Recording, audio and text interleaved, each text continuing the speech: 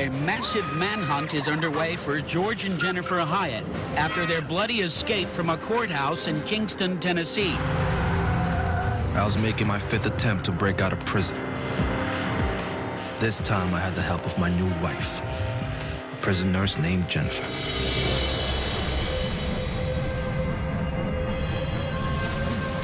They make it like, oh, he manipulated her, he conned her. It wasn't that kind of thing. When I first got with George, it was just like having blinders on. I had gotten my child support check, and I went out and I bought a gun. This probably was going to go bad, and it probably was going to be a shootout.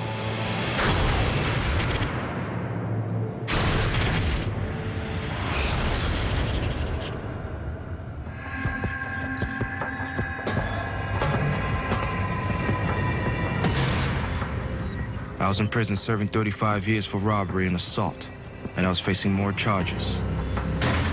I knew it was going to be a long time before I'd ever get out. I had it pretty good in prison. I was a gang leader. Hey, Bray, Junior here told me you own some money, man. What's going on? There were wild gangs in Tennessee prisons, and I was a major drug dealer. Yeah. And make sure you pay up, Brad. I got it. Okay? And I managed to keep myself popular with prison staff. Hey, Robert, how you doing? Because I also worked hard in the medical department and had a personal relationship with all of them. I mean, we were like a family. Hey, Craig. How you doing, brother? George is a very slick man who knows the system and knows how to manipulate the system and use it to his advantage. I had a court date set to meet with my lawyer, seeing if I was going to go to trial. So they transported me over to the courthouse. We were upstairs waiting for my lawyer. Then one of the officers, Randall Ridnour, starts speaking to another officer about how lax security is. You want to escape, go right ahead. I ain't gonna die trying to stop you. Anybody could pull up with the door open and I could jump in and they would let us go.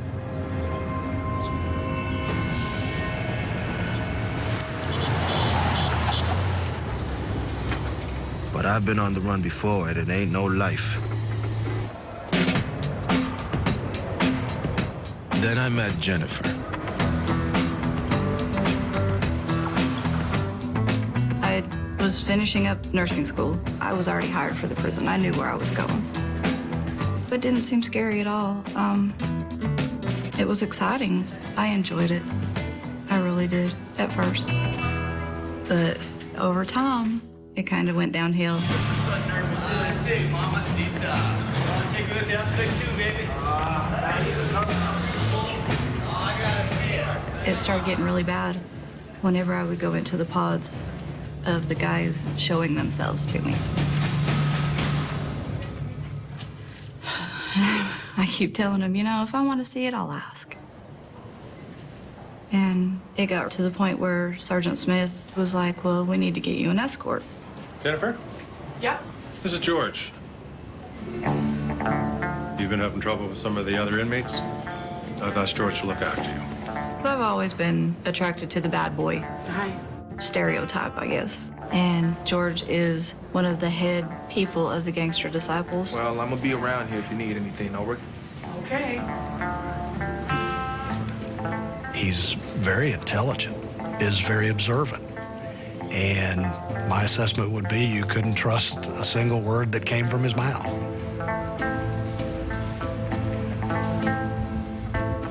So as soon as I started providing protection, it kind of stopped.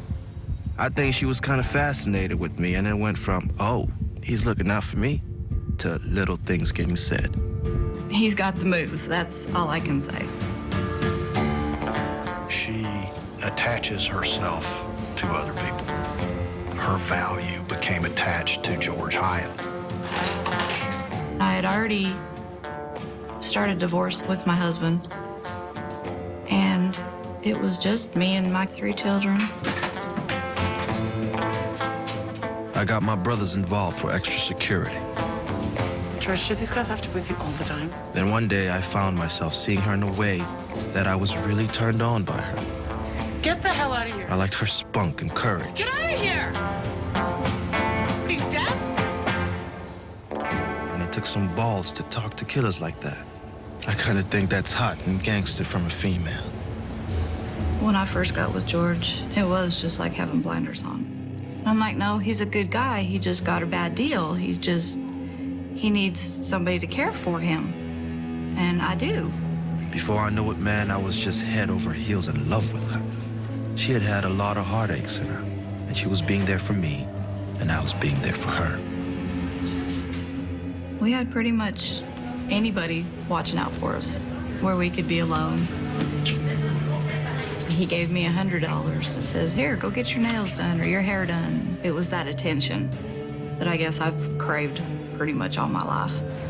And it just pulled me in deeper and deeper and deeper.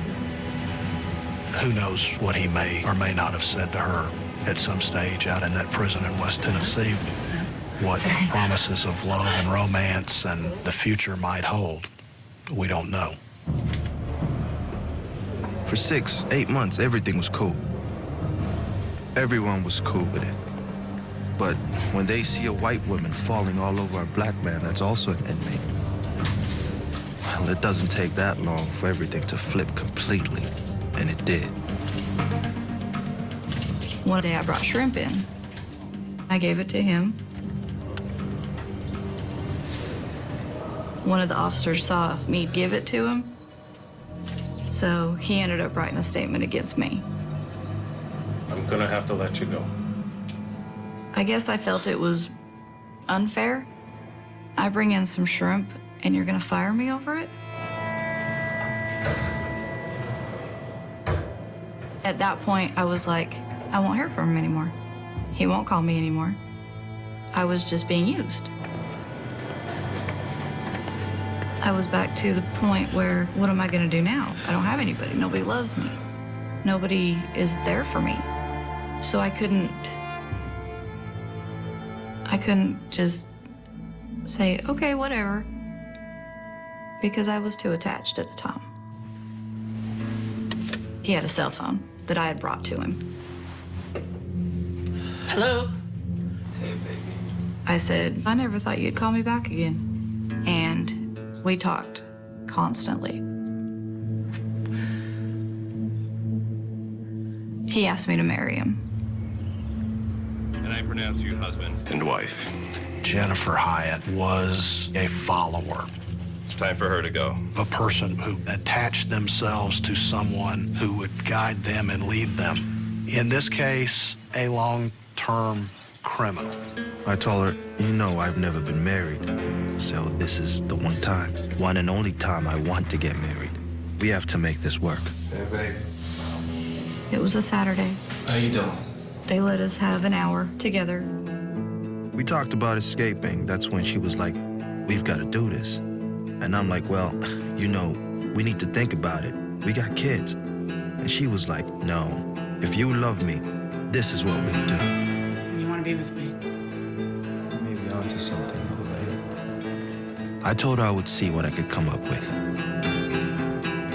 Security was lax, and I had an idea about how it would work. He got back in his cell and he called me.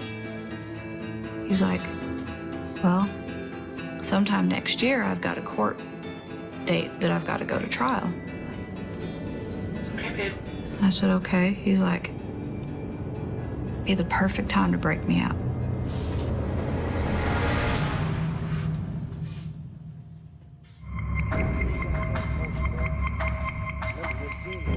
We were talking about the escape a year ahead. It wasn't going to happen for a year. But he said, you know, get an extra vehicle, work towards that, get some money saved up, buy a gun. I mean, he gave me a whole list of stuff to do. Finally, I sent my kids to their dad. I told him that it was their summer vacation. I had gotten my child support check. And I went out and I bought a gun. I go hunting. I use rifles and shotguns. Never bought a pistol. How much is it? $300. And so I bought it and bought ammunition.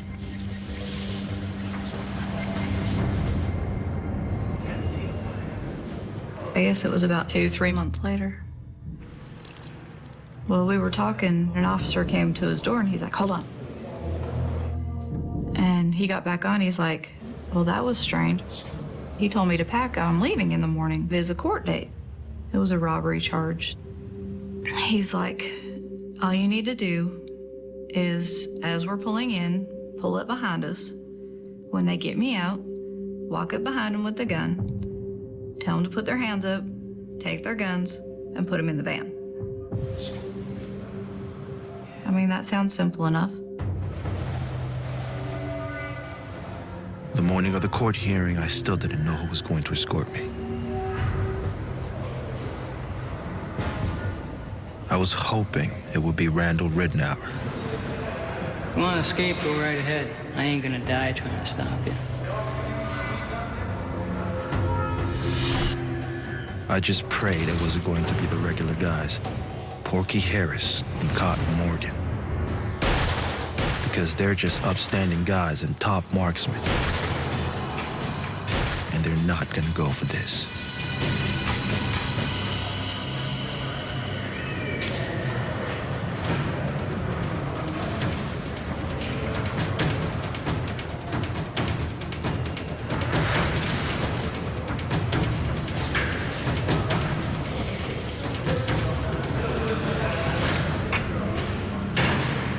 Ready to go?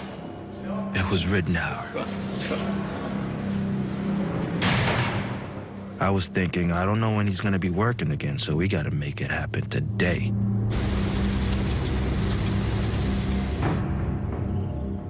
I went to the courthouse. I was sitting in the back part of the parking lot. I just remember the anxiety of what's gonna happen next, what's gonna happen next, what's gonna happen next.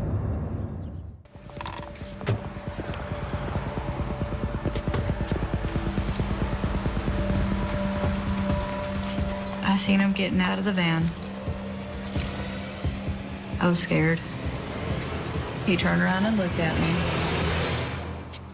And I just couldn't do it. I couldn't get out of the truck.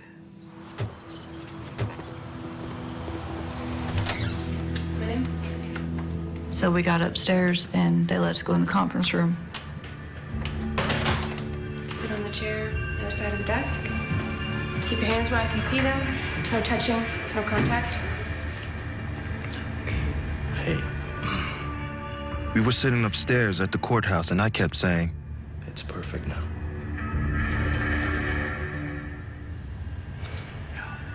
I'm like, I can't do it, Today, baby, okay, today. That's perfect. He was so adamant that I'd do it that day, and I was so scared I didn't want to. I got what we need. And I kept telling him, we aren't ready, we aren't prepared. Excuse after excuse. I wasn't agreeing to do the escape that day.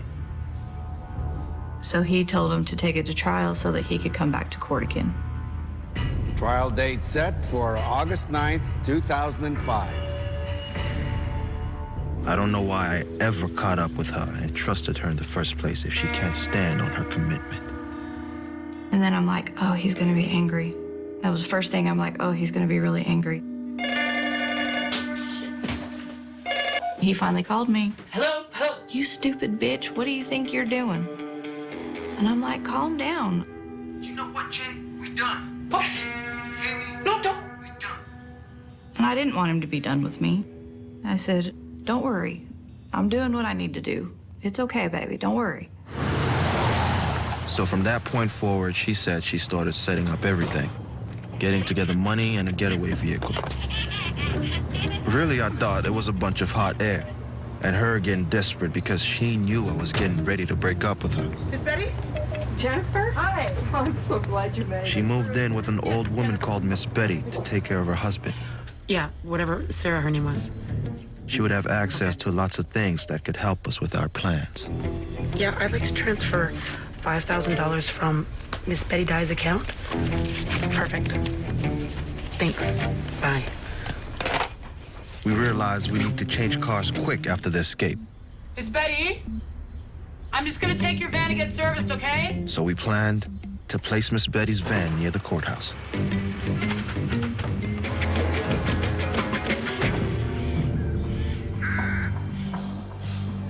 was a couple of days before my trial was set to start. I was just a nervous wreck and I hadn't slept. I was worried about who was going to take me to the courthouse. I was hoping it would be Ridnour. Because if it was Cotton, this was going to go real bad.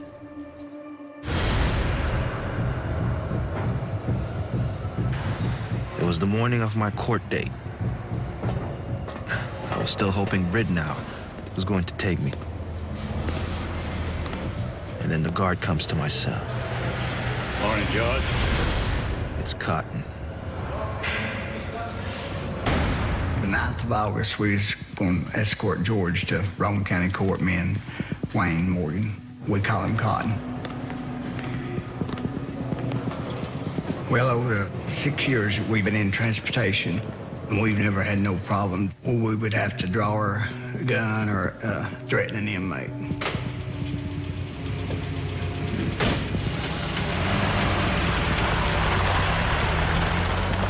Well, when we was transporting him to court that morning, he talked to us. He was a little nervous probably from his case. Anybody meet you, George? Yes, sir. I guess that's common, going to court. You know, don't know what the outcome of it's going to be.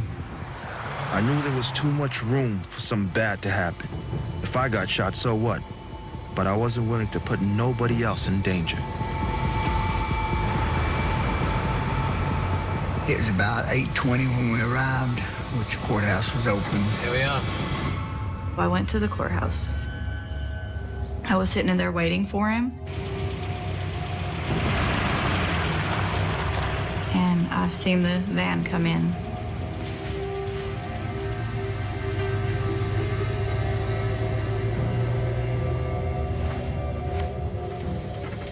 The plan was for Jen to come at us when we first get to the parking lot.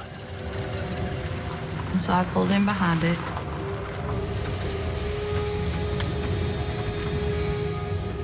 My mind was running at 100 miles an hour, and my questioning the whole thing was becoming stronger and stronger.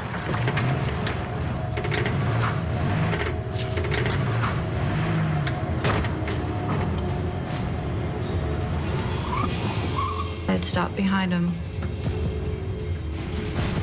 And I seen him getting out of the van. I was getting ready to get out of the truck.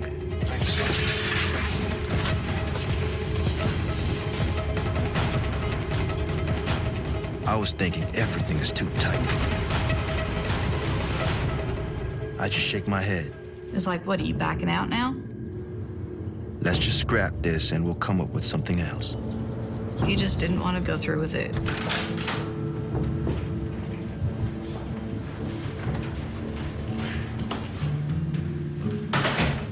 While we were in the holding room with George, his wife, Jennifer Hite, come in, and she had a bag of clothes for him. I took it from her and shook it down myself. I searched it. There were a lighter in it. You can't have no lighter, Jennifer. We would just have to get back to the court during my trial and replan everything. George, how are you? George, the prosecution has agreed to a plea bargain for 6 years. I strongly suggest that you plead out. That meant we wasn't coming back to court after today. Plea? We ain't gonna talk about no plea. He was seeming a little upset, you know. He was wanting to go to trial. I strongly suggest you accept the plea. George. Cotton was comforting him. George, you've done the best you could do. Said under the circumstance, you probably ended up getting a lot more time if you went on to court. Jennifer, she acted a little nervous, but he did too. But they was acting like they didn't know what they was wanting to do, whether it'd be best to plead out or go ahead and go on to trial. Whatever we're gonna do, we need to do it today. What we gonna do today. We gonna do today.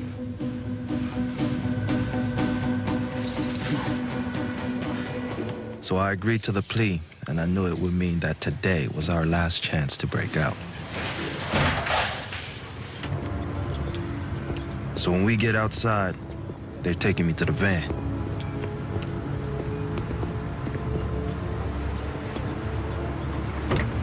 As he was getting in the van, I had to hold it steady in him. I don't see her, so I step up. And as he stepped up on the van, he looked over the door.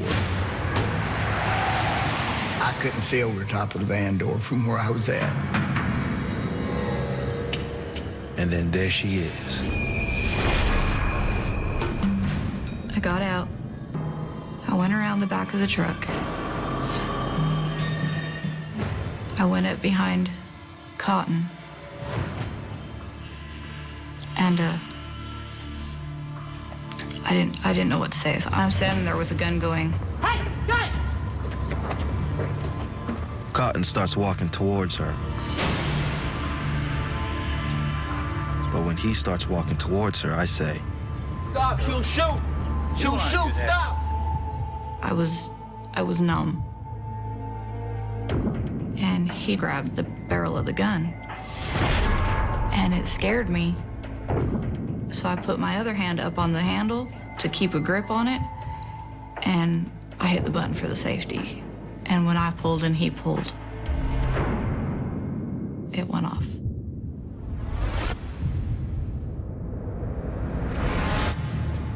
What you'd hear George and Jennifer saying would be a lie. And there's no doubt in my mind, I know exactly what he's saying. Shoot him! Shoot him! He said, shoot him. That's when me and Cotton turned around and we saw Jennifer. She was already in a shooting stance with her gun in her hand pointing at us.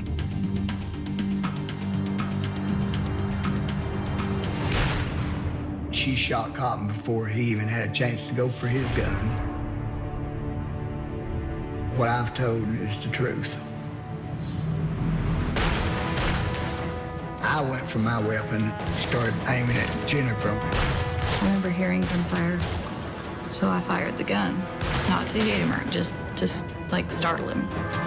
I could see out of the corner of my eye, George went towards the front of the vehicle and got in the vehicle and shut the door. I remember coming to my driver's side door. She was behind the door at this time. When I shot, the window of the van just exploded. The gun clicked on me. I said, Cotton, I need your weapon. And I get it from him. I remember hearing gunfire. A bullet came through the back window and grazed my face. I couldn't shoot no more, afraid of hitting somebody else.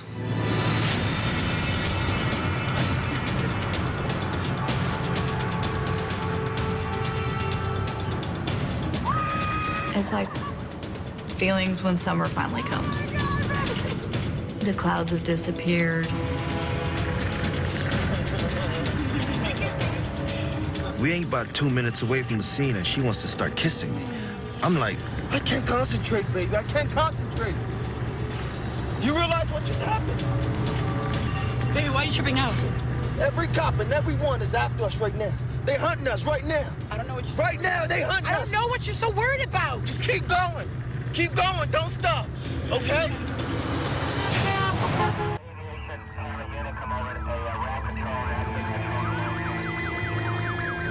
I went back to where Cotton was laying and to check and see how he was doing. Stay with me. It hurts to see somebody that you're real close with to get shot. Wondering, you know, what I could have done different to stop this and why it had to be him and not me. Cotton was a lot more friendlier with her and George than I was, and I figured, why didn't she shoot me first instead of him? We had 2 vehicles. We got to the van, parked the truck.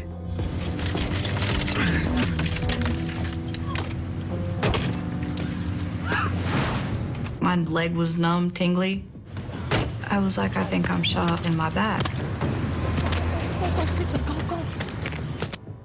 And I was bleeding everywhere. I got in the back seat so I could stop the bleeding.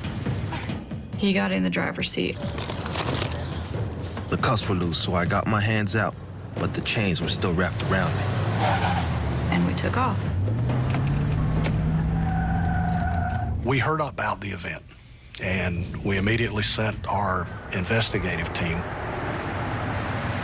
Well, one of the first things I did when I arrived on the scene is I met with Chief Washam. Good afternoon. I think we got our vehicle. There was blood inside the car. Looks like low back injury, maybe buttock and hip. It was very clear that she had some sort of a gunshot wound.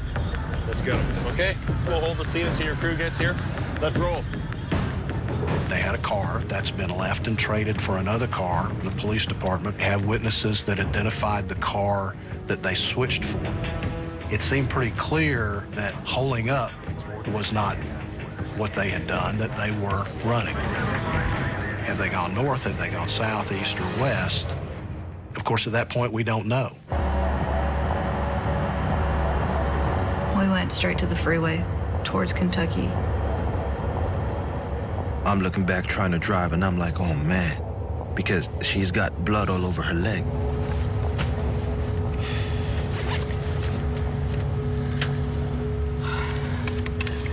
You know, I didn't think it'd be me that got shot. Thought it'd be you. I'm really scared.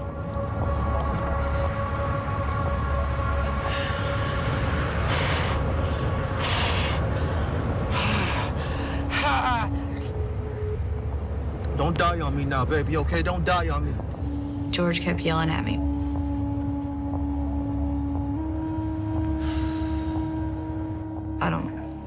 I don't really remember the ride a whole lot. I need you to stop somewhere. We'll stop, baby, okay? We'll stop. The only reason we stopped is because I couldn't go anymore. I needed somewhere where I could stop the bleeding. I didn't think I was gonna live. Within an hour, I will be dead. I was freaking. She was bleeding bad, and I'm stuck with shackles still on and the chain around me, so I can't get out and do nothing. I was like, okay, I got a plan. Through interviews, it began to become pretty clear that the track we were looking for was headed north.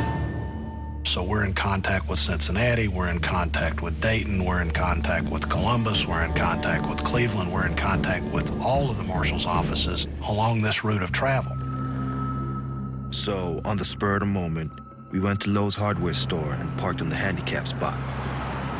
Hey, buddy. I saw this guy and said we were handicapped and asked him to buy us a hacksaw.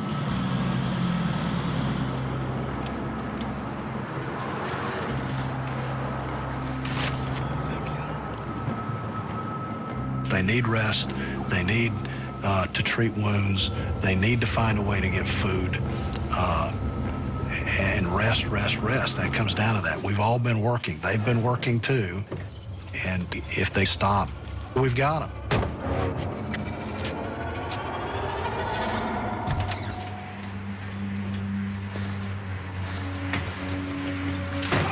I told him that I needed to clean up. I need to find out where these bullet holes are.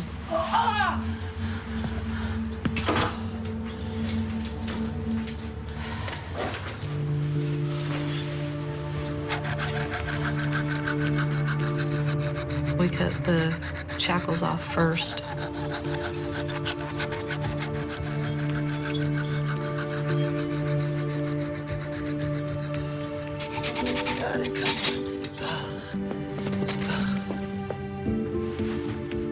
Finally, I felt free.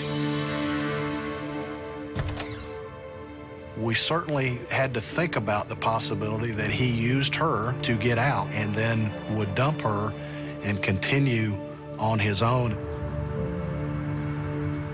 So I got out, got me some air, and I was like, man, I'm free. I can't believe this. I had $6,000 and I had a vehicle.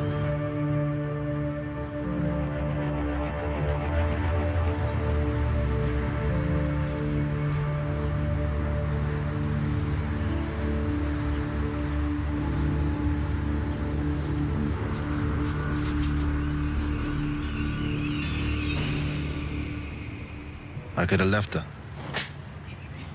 But that never crossed my mind. I wanted to be free with her. That was my reason I wanted to be free. I didn't think you had. So we laid down and started playing around. And I turned on the TV for some reason. Underway for George and Jennifer Hyatt. 31-year-old Jennifer Hyatt was apparently wounded in the exchange of gunfire. She drove away with her husband in the SUV. After their bloody in Tennessee, and a corrections officer was killed. He died. That's when I heard that Cotton had died. Police are asking for public... Cotton was one of the main people who helped me through the tougher times I had encountered, such as family deaths and issues I had dealing with how family didn't care. Just such a man. He always had something nice to say to you, something encouraging to say. And he said... He was the one who was more spiritual than anyone else. Oh, man. Oh, man. He's dead, Jen. What are we gonna do now, huh? I mean, I didn't even really know I'd shot him. I knew the gun had gone off. I didn't realize I'd shot him. The fugitive couple was last seen in a minivan. And they know we switched cars. They know what car we're in. We're talking to the marshal's offices in Western Kentucky. They find a van matching the description of the van the Hyatts had, parked in a motel parking lot in Erlanger, Kentucky. We were very excited. The odds would say, in most cases, that we're fixing to make an arrest here. I was like, we've got to leave from here and put as much distance between us and that van as we can. Yeah, hi. Can I get a cab to take us to Columbus? I dyed her hair and cut her hair, and after that, she looked presentable. Okay. Bye. Ready? Mm-hmm. You ready? Mm-hmm.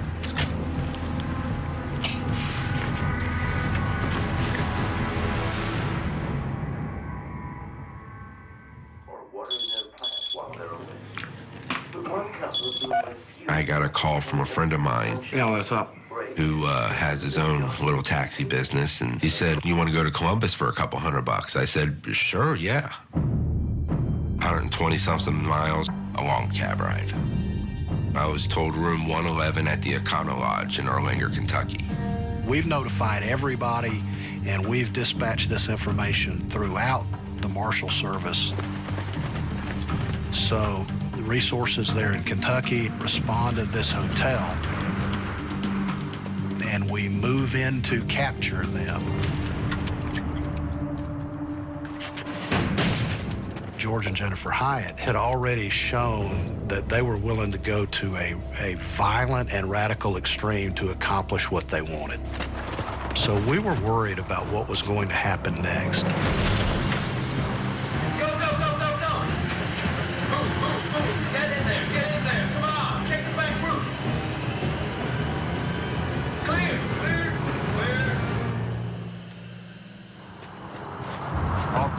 Unfortunately, it's just another track on the trail. Whatever was going on with these folks, it looked like they could use maybe a little friendly conversation, and I'm the chit-chatty type, obviously. So what you gonna be doing in Columbus? We need to get to a sales convention. When I heard who they worked for, my first thought was, oh no, here comes the pitch. Okay, we're here now. You want me to just drop you off at the front here? When we got to the hotel, Jennifer asked if she could have some help getting checked into the hotel. And I said, oh, do you need help with your bags? And she said, no, we actually need some help with getting checked into the room. We've lost our IDs. Hi, I'd like to get a room. She gave me money to pay for 2 or 3 days worth of stay at the hotel. Go, enjoy your stay. Thank you. I got him checked into the hotel for him.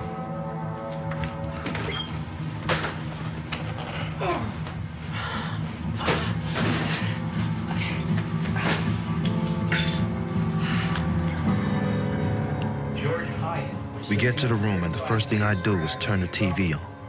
Jennifer, who had no criminal record, may now face murder charges for shooting the correction officer. I know that as soon as the taxi driver gets home, they've got this nonstop on TV. So I'm knowing as soon as he sees this, he's going to put 2 and 2 together. Oh, baby, we gotta go. And they're gonna come. We gotta go, baby. We gotta go. We gotta go. He's like, I just feel there's something out there and we need to keep going. And Jennifer gets up off the bed. And when she does get off the bed, she just collapses. Baby, I can't move. No, baby, I can't move. And I'm like, you go. I can't go anymore. I'm staying here. I look out the door and try to figure out what I'm gonna do in my own mind.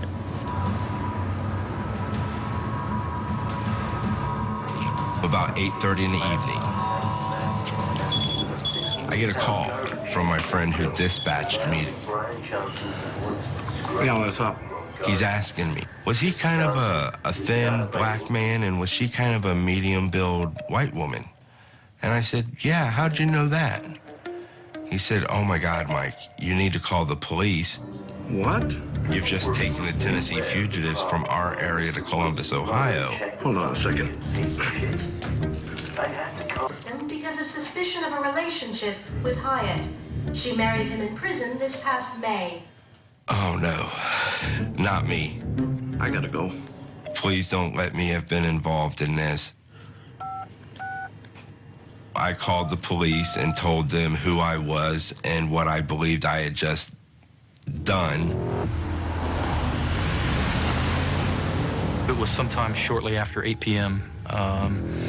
I'd received a telephone call. Once arriving at the motel, I parked my car and I sat and I watched and waited.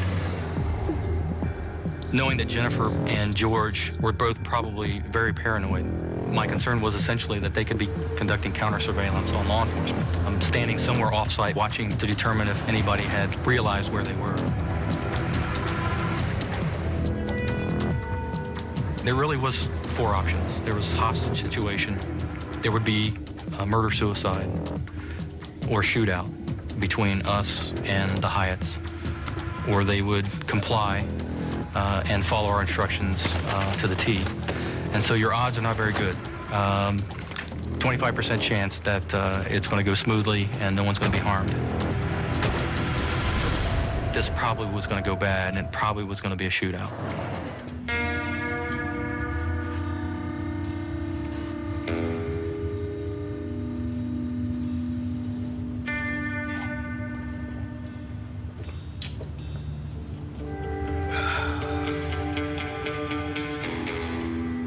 He kept telling me, oh, we're gonna get away. We're gonna just keep moving. We're gonna get away.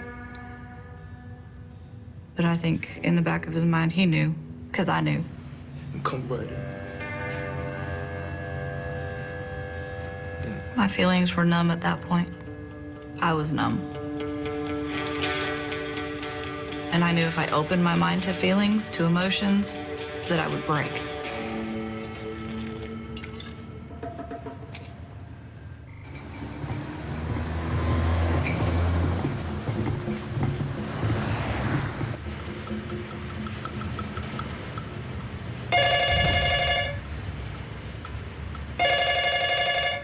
I just looked at her and I was like, you know what time it is, right? Hello? Jennifer? And then I was like, wait a minute. They don't know my name. This is Deputy Nikki Ralston with the United States Marshal Service. What you need to do is get George. George is there, right? Mm-hmm. You need to get George, and you need to both come out of the room with both Hands held high above your heads. Do exactly as the officers instructed you to do. Do not hang up. Just place the phone down. I didn't think they would call on the phone and give us a chance. I just thought they would just bust in the room. From this point forward, we would need to decide what we're gonna do.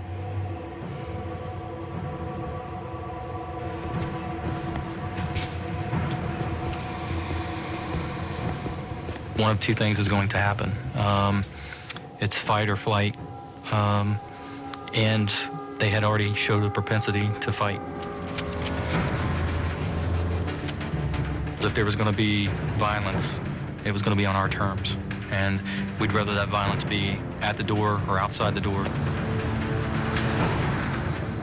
We asked Jennifer to open the door and to walk backwards to the sound of our voice. Okay, she's coming out. She's coming out. Back to the sound of my voice. Back to the sound of my voice. Keep your hands where we can see them. Easy, easy. I felt, I don't know if you'd say relief, but the anxiety of what's going to happen next was gone. Keep your hands up. Keep them where I can see them. I expected this really mean, evil person, and as best I could tell, she wasn't. The SWAT officers kept their weapons trained inside the room. I definitely thought that he had weapons. I thought either brace, he's going to come rushing us with a weapon of some sort, or he's in the ceiling and he's trying to make his way to another room.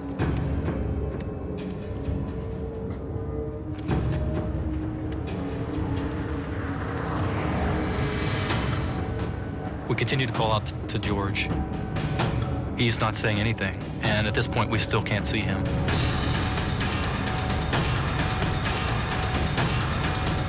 Come back to me. Come back to me. Back to my voice. Raise your hands above your head. He eventually began to follow our instructions. No sudden movements. He had hands already raised. We asked him to spread his legs, and we had him turn around. That went totally contrary to how I thought it would go. He was actually very meek. When it was over with, it was like I was released, you know? It was just over with. I was finally in Boland's custody. I felt comfortable. As bad as I wanted to be with her and as bad as I wanted to be free, I wasn't willing to hurt anyone to get it. I never thought it would come to the shooting, and I know she didn't either. So once the shooting happened, that took everything to a whole new level that neither of us anticipated or expected. And that's what I regret the most. I needed to get back to myself. I needed to find me again, because I had been lost for so long. I look back on it now, I've always had the attention I wanted. I just wasn't looking in the right spot. I finally, I guess, opened my eyes and stopped looking to a man to supply my needs. I started looking at my family. I look at my children and see the things I did to them by trying to make a man happy. I ignored them. And even to this day, they still love me. As much as I put them all through.